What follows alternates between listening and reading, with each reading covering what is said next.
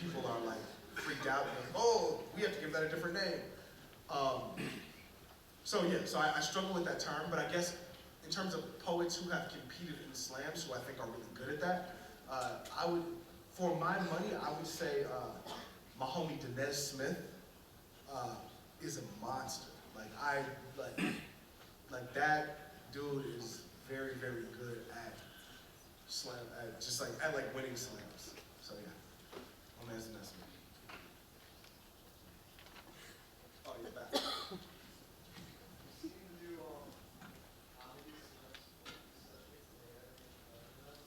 Say it again? Oh, really? Nice. That's awesome. Yeah, that's really cool. Yeah, was there something? Yeah, good. Sorry. Did I always like writing poetry? No. So it wasn't until I saw poetry that I felt spoke to me, that I felt like it was something that I could have access to and I could do. And then even after I started doing it, there were a lot of ways in which I was still sort of ashamed of it. So like my freshman year of high school, I played basketball and I was also on the slam poetry team. And one time, like a few of my teammates from basketball was like, yo, Nate, I heard you be writing poems, man. And I was like, no, that's not true. That's not true. But I can barely read. I ain't never read a poem, written a poem. What's a poem? Cause like, you know, young dudes are like stupid and like performing their masculinity, so like, you know, you lie about their writing poems. But actually what ended up happening was a bunch of the guys on the team's girlfriends saw me at an open mic, and they were all like, oh my God, your teammate Nate, he's so good at poems, and he's so sensitive. And so then they were all like, what did you do? How can I do it too? So it ended up, so yeah, but yes, there was a time when I didn't like poems, and also a time when I liked poems but didn't want to do them. Yeah. Yeah. Oh yeah, that's a really good catch. Yes. So that was like so in that poem there's like a bunch of different references. But yeah, there's a reference to Gwendolyn Brooks there and a few others. You sharp. Okay. Yeah. Have I ever been in a rap battle? Yes, I have, and I won.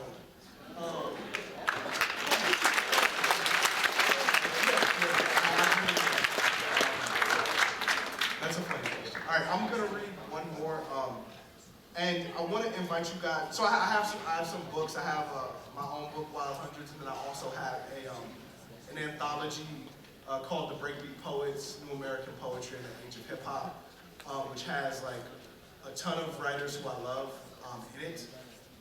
So I'll be selling those after. But I also want to invite you guys to Louder Than a Bomb, which is a youth poetry festival that Young Chicago Authors puts on, that's about to happen right now for the next 5 weeks in the city, all over. So I have like these little bookmark things, so if you're interested, come find one. You know, look for our website, do your Googles, and yeah, come kick it with us, come build with us. Yeah. So this poem is called Finna, which is my favorite word. So I'm finna read y'all this poem. So this one time, I was finna say finna in an academic context, and a voice in my head said, shouldn't you be worried about using a word that ain't a word? And I was like, word. And for a long time, that was how I let my life happen. I let my mind tell me a million no's that the world had implanted in me before I even formed questions. I let my power be dulled by my fear of finning. But I remember a million finnas I avoided to get here. Like the day them dudes jumped me off the bus and I was finna get stomped out like a loose square. Or the day they got to shooting at the park and I was finna catch one like an alley-oop. Or the day my grandma died and my grades dropped and I was finna not finish high school except I had a praying mama and good teachers and poems to write. I'm thankful for all these Finners that never were. And when I remind myself of who I've always been, I remember why my finna is so necessary. Finna comes from the southern phrase fixing to. Like I come from my southern grandmothers. And finna is this word that reminds me about everything next. Even when I've been broken, I know I'm fixing to get fixed. I'm finna be better. Every dream I have is a finna away from achievement. Each new love I uncover is a finna I unfold. Every challenge I choose to meet and not let defeat me is a finna I fight for. My hope is like my language, is like my people. It's black, and it's brown, and it's alive, and it's laughing, and it's growing, and it's alive, and it's learning, and it's alive, and it's fighting, and it's alive. And it's finna take on this wide world with a whole new slang for optimism. Thank y'all.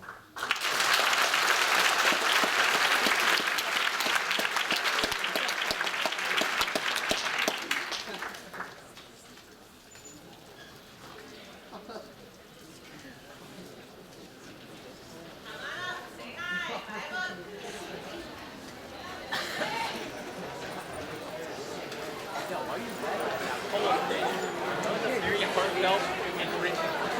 Very disrespectful.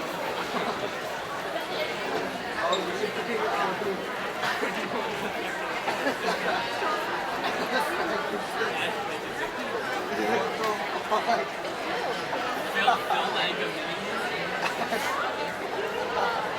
like a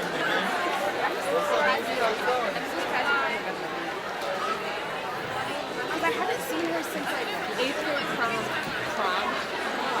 8th grade prom, like sophomore year.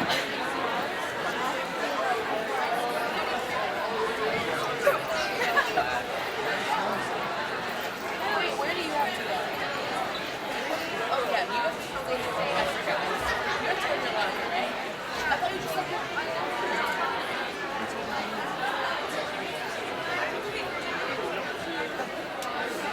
See you, Max.